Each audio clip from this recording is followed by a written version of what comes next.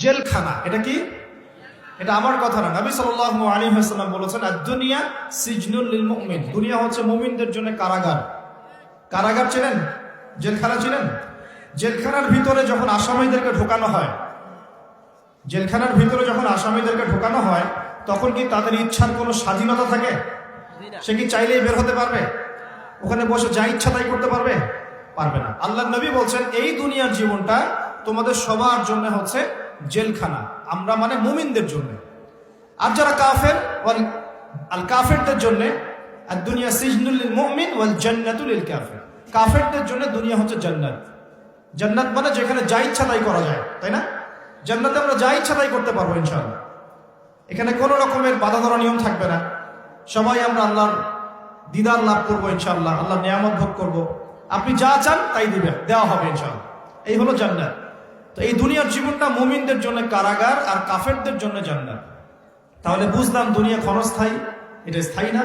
এটাও বুঝলাম দুনিয়ার জীবনটা কারাগারের জীবন, যেখানে আমরা নিজের মন গড়া আমল করতে পারবো না, নিজের ইচ্ছার কোনো স্বাধীনতা নাই এখানে। আমার দুনিয়াতে আমাদের ইচ্ছার কোনো স্বাধীনতা নাই। আল্লাহ পাকের ইচ্ছার অধীনে আমরা পরাধীন। আল্লাহ পাক বলেছেন নামাজ পড়তে হবে, রোজা রাখতে বলেছেন রাখতে হবে, যাকাত দিতে বলেছেন নিসাব পরিমাণ সম্পদ হলে যাকাত দিতে হবে, সামর্থ্য হলে হজ করতে হবে, সৎ কাজে আদেশ করতে হবে, অসৎ কাজে নিষেধ করতে হবে, পিতামাতার সম্মান করতে হবে, সত্য কথা বলতে হবে, সৎ পথে চলতে হবে। এগুলো আল্লাহ পাক বলেছেন করতেই হবে। আল্লাহ বলেছেন এখানে শিরক করতে পারবে না, বেদাতি আমল করতে পারবে না, এখানে হারাম খেতে পারবে না, জেনা করতে পারবে না, মাদক খেতে পারবে না, হ্যাঁ, অন্যের সম্পদ নষ্ট করতে পারবে না, অন্যের নামে গীবত তহমত অপবাদ দিতে পারবে না, অন্যের হক নষ্ট করবে না, ঠিক আছে? সন্তানদেরকে তোমরা খাদ্যের ভয়ে হত্যা করবে না, পিতামাতাকে অসম্মান করবে না, ইত্যাদি যত নিষেধ আল্লাহ পাক করেছেন, এই নিষেধগুলোও মেনে চলতে হবে। এটা কারাগারের জীবন। কারাগারে বসে আমরা এখন কি করছি জানেন? হাকিকত হচ্ছে কারাগারের জীবনে বসে যে জীবনটা একে ক্ষণস্থায়ী, দ্বিতীয়ত হচ্ছে অনিশ্চিত, মানে কার কতদিন সময় বাকি আছে কেউ জানে না। জানে?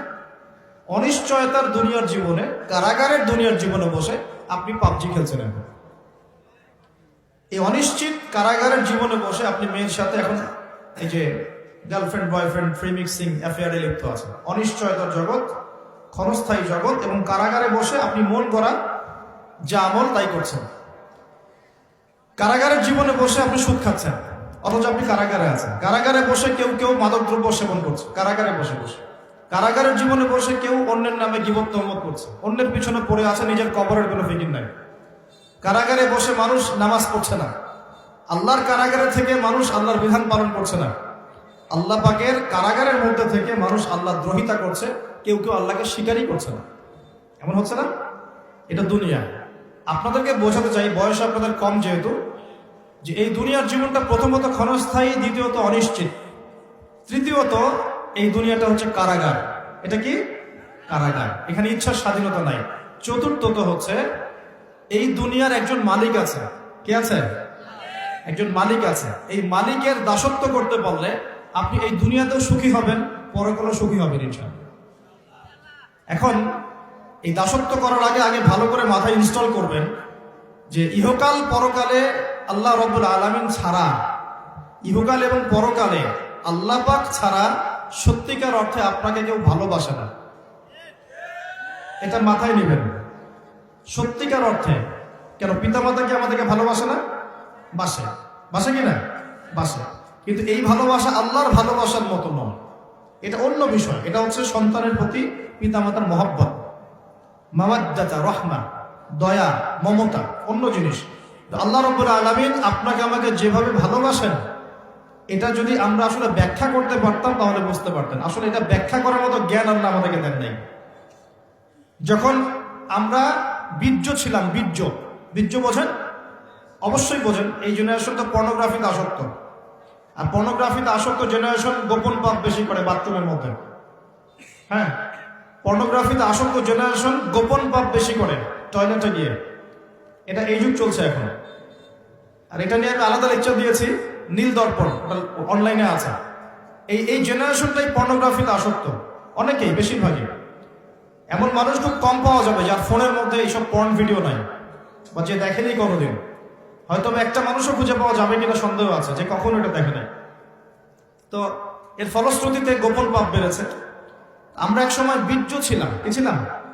শুক্রাণু এবং ডিম্বাণু মিলিত হয়ে জাইগোট গঠিত হয়, জাইগোট। ওই সময় আমাদের মধ্যে কোনো রূহ বা প্রাণ ছিল না। আল্লাহ পাক তখন আমাকে দেখেছেন, দেখেন নাই? আল্লাহ পাক তখন আপনাকে ভালোবেসেছেন, আপনার সাথে ছিলেন। আল্লাহ আপনাকে তখন মহব্বত করেছেন। আল্লাহ পাক তখনও আপনার খেয়াল রেখেছেন। আপনার প্রভু আল্লাহ পাক, আপনার রব আল্লাহ পাক তখনও আপনাকে দেখেছেন যখন আমরা জাইগোট ছিলাম। তারপর হচ্ছে আলাক। আলাক মানে জমাট বাঁধা রক্তপিণ্ড। মায়ের গর্ভে রক্তের পিণ্ড আকারে ছিলাম। কোনো হদিস ছিল না আমাদের। এই মহাবিশ্বে আমাদের কোনো অস্তিত্ব ছিল না। একটা মাংসের টুকরা ছিলাম, এতটুকু। আস্তে আস্তে এর মধ্যে হাড় এসেছে, হাড়। যখন 4 মাস 10 দিন বয়স হয়েছে, তখন আল্লাহ রাব্বুল আলামিন তার নিজ অনুগ্রহে আপনার আমার রূহটাকে পাঠিয়ে দিয়েছেন ফেরেশতার মাধ্যমে। সেই ফেরেশতা এসে মায়ের গর্ভে আত্মা বা রূহটাকে ফুঁকে দিয়েছে। এরপর বাচ্চাটা নড়াচড়া করা শুরু করেছে। তখন আপনি মায়ের গর্ভে ছিলেন, আমি মায়ের গর্ভে ছিলাম। আমরা আমাদের অস্তিত্ব জানতাম না। আল্লাহ পাক আমাদেরকে লালন পালন করেছে। তখনও আল্লাহ পাক আমাকে ভালোবেসেছেন। তখনও আল্লাহ আমার সাথে ছিলেন যখন আমার কোনো অস্তিত্ব ছিল না। এরপর আস্তে আস্তে আপনি বড় হয়েছেন। মায়ের গর্ভে আমরা কি করেছি আমরা জানি না, আমাদের মনে নাই। আমরা লাথি দিয়েছি, ছোটাছুটি করেছি, পানির মধ্যে ছিলাম, তখন খেতে পারতাম না। মা যা খেত তাই খেতাম।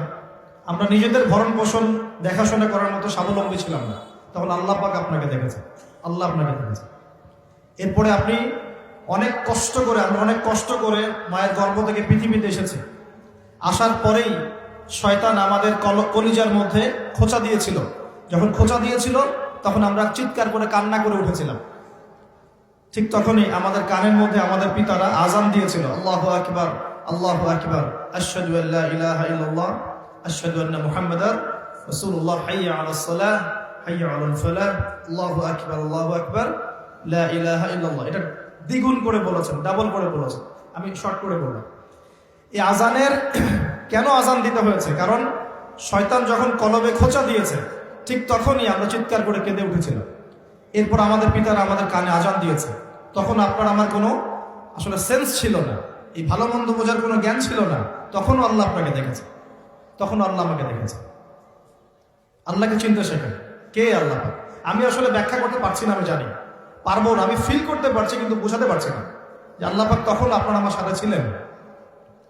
আর যখন মায়ের গর্ভে রূহটা এসেছিল তখন ফেরেশতা 4টা বিষয় লিখে দিয়েছে আমাদের জন্য। এই 4টা বিষয়ের বাইরে কিচ্ছু হবে না। ফেরেশতা লিখে দিয়েছে আল্লাহর হুকুমে।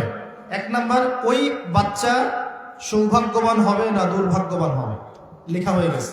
মানে জান্নাতে যাবে না জাহান্নামে যাবে, লেখা হয়ে গেছে। আল্লাহ পাক লিখে দিয়েছেন এই সন্তান বড় হয়ে কত বছর বাঁচবে, লেখা হয়ে গেছে। 3 নাম্বার লেখা হয়ে গেছে তার রিজিক কি কি হবে, সে কি কি রিজিক পাবে। 4 নাম্বার লেখা হয়ে গেছে যে সে এই দুনিয়াতে কি কি কাজ করবে, কি কি আমল করবে। এই 4টা বিষয় আল্লাহ পাক লিখে দিয়েছেন যখন আমাদের মায়ের গর্ভে আমরা 4 মাস 10 দিন বয়সে ছিল। 4 মাস 10 দিনের আগে বাচ্চা নড়াচড়া করে না, মেডিকেল সায়েন্স পড়ে দেখে। এরপরে যখন আমরা দুনিয়া এসেছি মা আমাদেরকে বুকের দুধ খাইয়েছে। যদিও বা এখনকার মায়েরা তো বুকের দুধ খাওয়াতে পারে না, অনেকেই বাচ্চাদেরকে বেবি সিটারের কাছে রেখে আসে, দেখেন না? ওই চাইল্ড কি আছে না, ডে কেয়ার সেন্টার টাইপের, যেখানে কাজের বুয়াদের দিয়ে বাচ্চাদেরকে লালন পালন করানো হয়। এখন তো ফ্যামিলিস্ট রেভলিউশনের যুগ, মেয়েরা এখন ঘরে থাকতে পারে না, চাকরি বাকরি ব্যবসা বাণিজ্য, কত ব্যস্ততা ওদের। এই নিজের বাচ্চাকে রেখে আসে মানুষের কাছে, তাই না? চাইল্ড ডে কেয়ার সেন্টারে। পরে দেখবেন ওই বাচ্চারা মায়ের মমতাহীনতায় বড় হবে। যারা মায়ের মমতাহীনতায় বড় হয়, বাবার মমতাহীনতায় বড় হয়, এরা বড় হয়ে একটু উগ্র মেজাজের হয়ে যায়। পৃথিবীতে যত মানুষ এই যে অন্যদেরকে হত্যা করেছে বা ওভার এগ্রেসিভ ছিল, ওই মঙ্গলদের কথা বলেন, এই যে হিটলারদের কথা বলেন, পৃথিবীতে এগ্রেসিভ মনোভাবের যারা সন্ত্রাসী এবং অন্যান্য কর্মকাণ্ডের সাথে যুক্ত থাকে, এদের একটা বড় অংশ মায়ের মমতা পায়নি ছোটবেলায়। মায়ের মমতা খুব কঠিন জিনিস, বড় জিনিস। আজকেও যারা মা বাবা সাপোর্ট পায় না সমাজে, পরিবারে, তারা কিন্তু মন থেকে খুব ভিতর থেকে খুব ডিসঅ্যাপয়েন্টেড থাকে, হতাশ থাকে। পরিবারের সাপোর্ট নাই, এক পর্যায়ে গিয়ে মাদকের কাছে গিয়ে শান্তি খুঁজতেছে। মাদক নিয়ে আমাদের চেয়ারম্যান সাহেব কথা বলেছেন, আলহামদুলিল্লাহ। এর পিছনে অনেক কারণ আছে, আমাদেরকে কারণের গোড়ায় যেতে হবে। কারণটা কি? পারিবারিক মূল্যবোধ